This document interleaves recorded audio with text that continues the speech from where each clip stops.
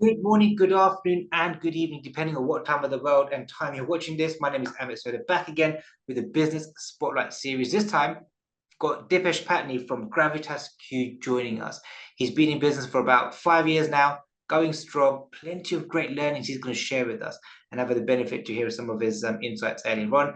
But welcome to the session. Dipesh, how are you? Hey, thanks for having me, Amit. I'm good. I'm good. How are you doing? You all right?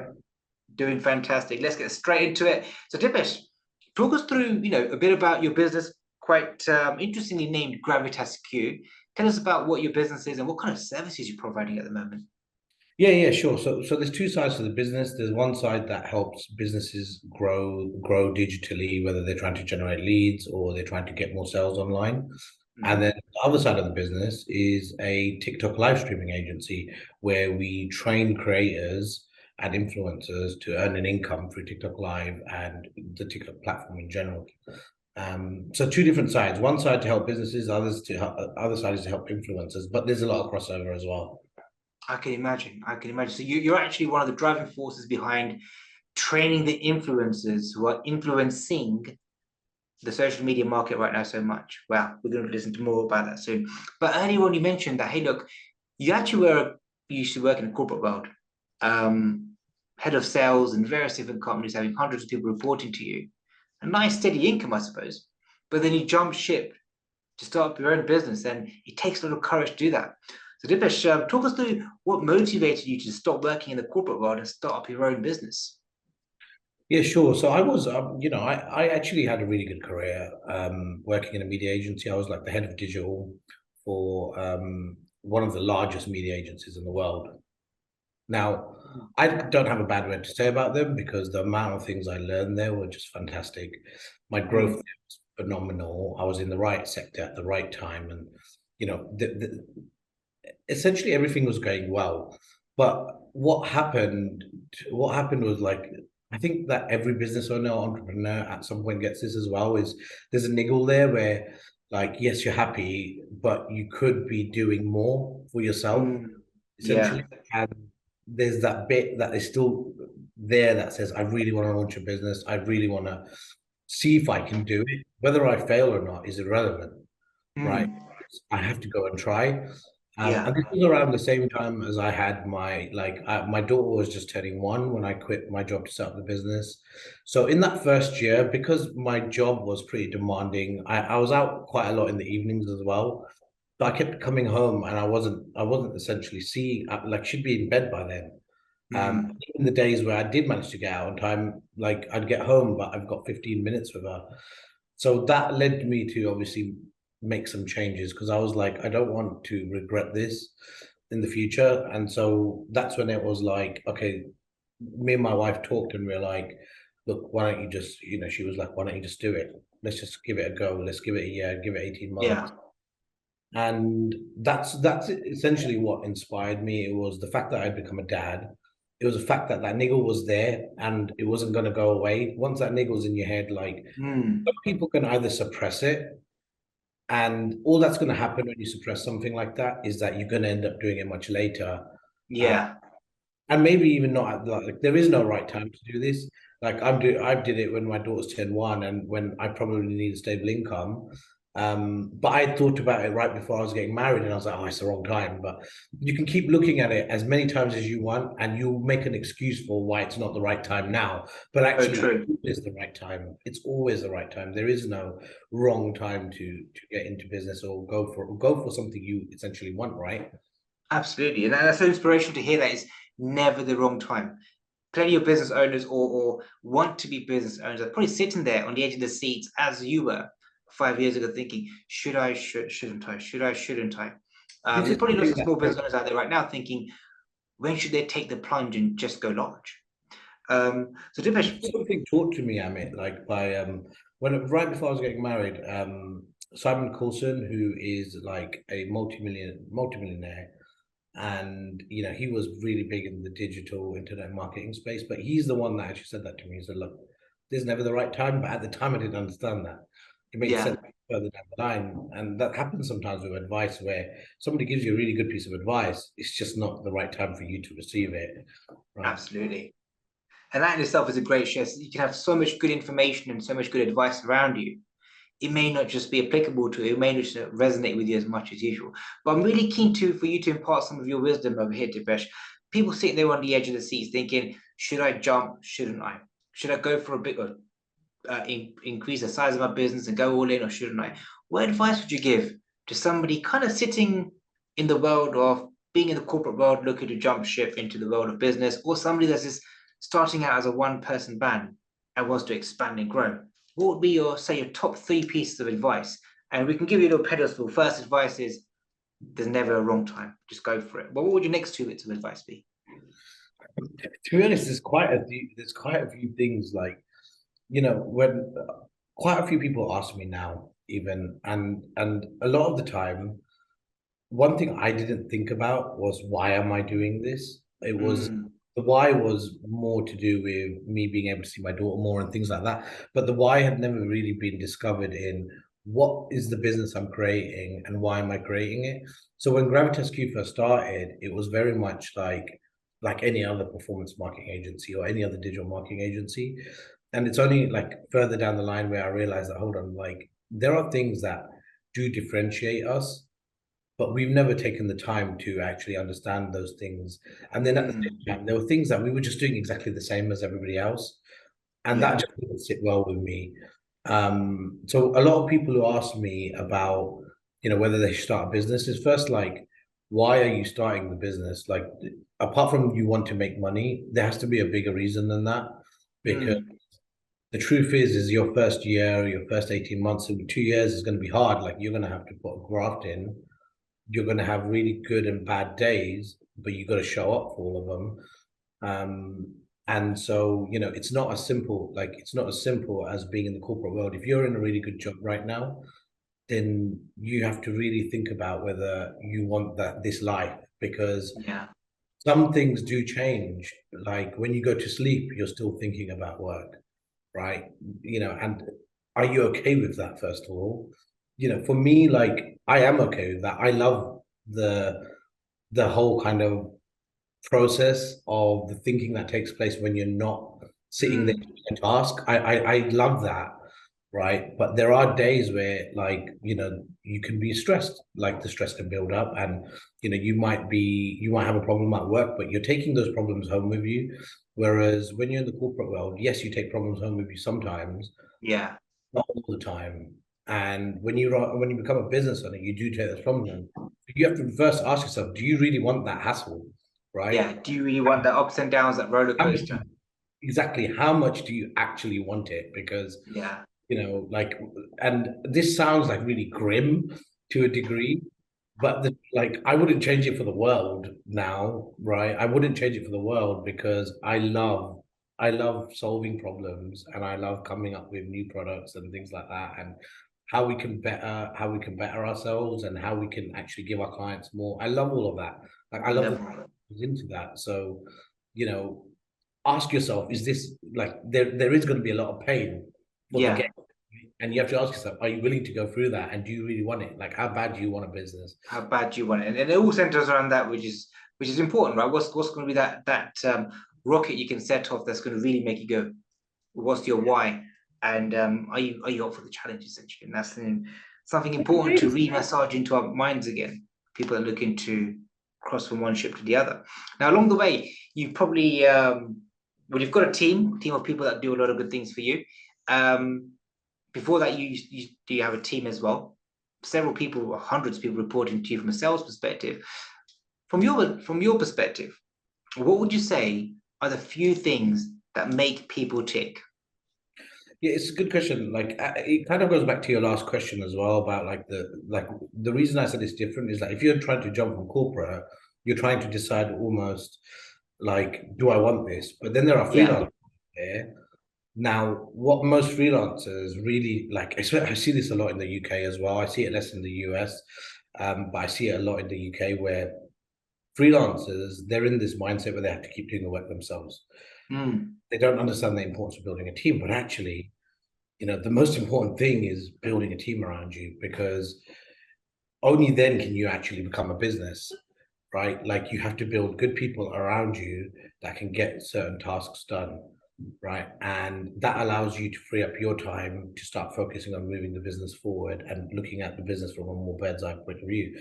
But what I Yeah, see with freelancers, there might be, let's say you're a graphic designer and you create logos or or business brochures and things like that. Quite often a freelancer gets into that because they're like, I really love designing stuff, so I'm gonna become a freelancer. And then they're like, I want to turn it yeah, into a business.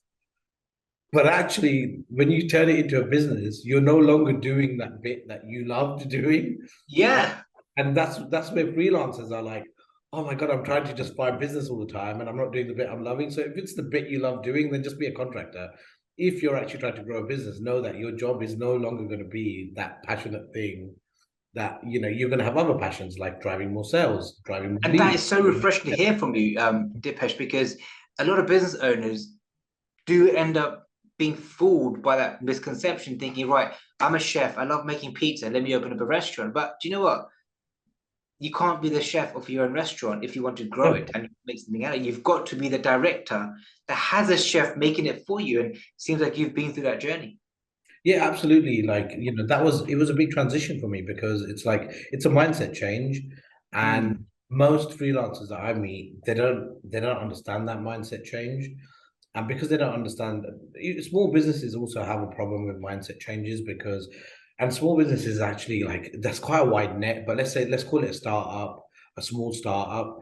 Like a lot of the times, they're not actually focused on generating or more leads for their business or getting more sales or getting more advertising. They get a few clients, they're like, yeah, that's it. Like this is what I'm going to do. Hopefully, some more clients will come along through referral and things like that. But it's not scalable. Like yeah, that method is gonna you might grow a little bit, but it's only going to get you to a certain level. The same way as not hiring people is only going to get you to a level. Like on your own, you can only get to a certain ceiling, yeah, and ceiling, and then you're going to wonder why you can't grow, and you're going to have more gray hairs, and everything's going to be a lot more stressful because you can't get everything done. And yeah. that's the bit you got to somehow get off that hamster wheel essentially. And when you jump off that wheel, things get better because you're like now you're no longer looking at the money that's coming in as, oh, this is all my money, right? And you start thinking like a business owner and you're like, okay, this is how much money has come in, how much are we going to reinvest into the new staff, how much are we reinvesting into advertising to keep the leads coming, Mm. how much are we going to invest into our sales process to make sure that we're converting more of the leads that are coming in and things like that. Now you're starting to, that's the transition that Being the most. business owner, absolutely. Otherwise, you're just an employee in the business. Great line it came up with: build a team to build your business rather than just being the business itself. You end up being a freelancer. If freelancing is what you want to do, that's fine. But if you're looking to build a team, just be happy about the fact that you may not be that graphic designer in it all the time. Great takeaway there. Steve, I think Stephen Bartlett say something, Amit, like, I think he said, like, what is the definition of a company, right? And it's like a company is a group of people, like Mm, that, and like I think that just sums it up what he said, doesn't it? Like it's a yeah, group of people that come together to achieve a goal. It's not one absolutely. person that is essentially trying to achieve a goal. Yeah. Because that's the job. Um, if you're just one person in the business, you've got yourself a job. We have a saying in Action Coach. Well, our definition of a business is a commercial, profitable enterprise that can work without you. If the business can't work without you, you don't really have a business because it's not really sellable if you all have to be in it all the time. So you've actually nailed it right on the head over there. But I'm looking ahead now, looking ahead to the next 5 years. You've had 5 years of remarkable growth. You've become, as you mentioned, one of the appointed trainers from TikTok to train influencers around the country to become those hotshots on social media. But looking ahead 5 years, or even 3 years, you can choose a time period really. What are your kind of next steps and goals and aspirations that you're looking to achieve? So we have a few, like we're going to be launching another end of the business in a few months' time, which I Okay. can't talk too much about yet because we're still in the process of building it.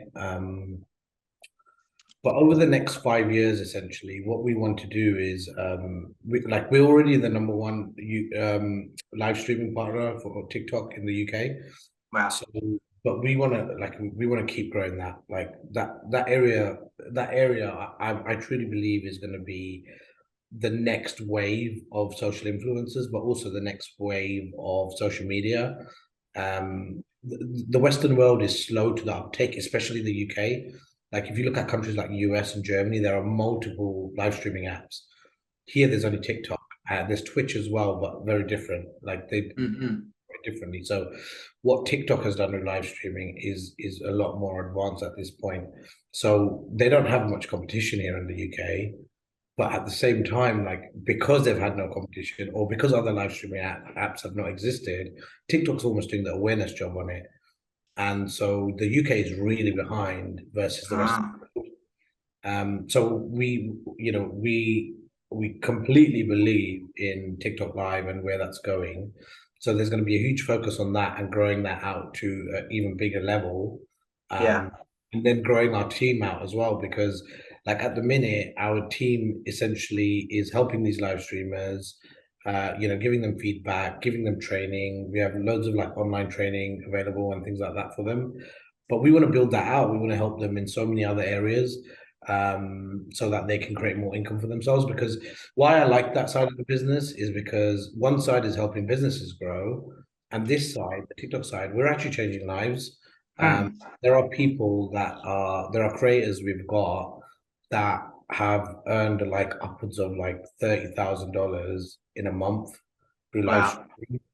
And before that, they had a job where they earned 2K a month, right? So, that is life-changing amounts of money you're talking about there. absolutely. And so it doesn't stop there because that's not just one creator. There's been multiple creators coming out of the program that their lives are being completely changed. And so what I like about that is that we're making this impact on these individuals. So Mm, it's no longer about just one business trying to serve another business, which I still love that model, and that model will always exist in Gravitas Q. Because I love working with businesses. I love helping them get their offer, their lead generation, their growth right. But then at the same time, there are individuals out there whose life we can change, yeah, and it's a great feeling. So we want to continue on that path as well. And so for the next 5 years, it's about just bringing in as many creators as we can and training them up to the point where we have like 1,000 creators that are just making that type of money. wow. Uh, That sounds amazing. And hey, look, I think something you mentioned there, I think can benefit a lot of the listeners over here personally. There could be listeners over here that could be good creators themselves. So why don't you share with the listeners over here right now, what is it that your company does that could really benefit them on the TikTok platform and why they should contact you? Yeah, fair enough. So on TikTok Live, essentially, like you can be anyone. This is the thing. Like, imagine like a lot of people watch TV and they see TV presenters. TikTok Live allows you to be the presenter. It allows you to host your own live, right, in front of hundreds, sometimes thousands of people, right, and engage with that audience. Ask that Mm. audience questions. Answer the questions of the audience that the comments Oh, that listening. the comments they're sending over to you while they're listening. So whatever you've got to offer, whether you're trying to help somebody in business, whether you're trying to help somebody in life coaching, or it doesn't matter what it is, whatever your interest. You might be a gamer, right? Like whatever your interest, there is a whole group of audience out there that want to watch you, and especially if you're chatty and if you're engaging, yeah, engaging, then they will connect with you. Like this is a place Yeah, to connect with other people more than a post can, right? Like the brilliant. original model of influencers is post to post. If there's some good value in it, or if that post is funny, or for whatever reason, then people will like it and etc. With TikTok Live, these people are coming back to you immediately. They're typing in their comment on your live stream. Wow. So you can really influence the content or feedback you get because you're seeing it live in front of you. And that's quite a 3D way of living and posting, really, I suppose. So that's a really good reason to reach out to you, reaching out to Dipesh and Co. for getting trained up on this amazing facility. And God knows what kind of interest you can achieve for your business. That's a great share there. And finally, I'll have to wrap up with this question. Now, clearly, we're in a tough economic climate right now. Some may say political climate as well. It's looking a bit bleak, etc. But parking all that aside, parking all that kind of stuff aside, the kind of stuff we can't influence, just park it aside. You, as you look forward to the next 5 years, what kind of business challenges do you think you will face internally to help you get to your goal? I think the climate is one. like nobody knows what this year and maybe even the year after brings. So, we're being really careful with the climate, understanding the market. Like we have seen shifts in the market of how Mm, people want to spend money and things like that. But at the same time, that's only one side. There's another side where actually businesses see this as an opportunity. If you're starting a business, the best time to actually start a business is in a recession. Like that has never changed. mm, That is the COVID was actually a good time to start a business. So that's one of the challenges. The other challenge that we see is essentially for me, especially, is the people challenge. Like I think mm, you asked the question earlier about like the key components of people, but for me, like the biggest components of people is diversity. Like we want to bring different skill sets in, but then mm. all these different skill sets have to like work together, and that part is really key to this business for us.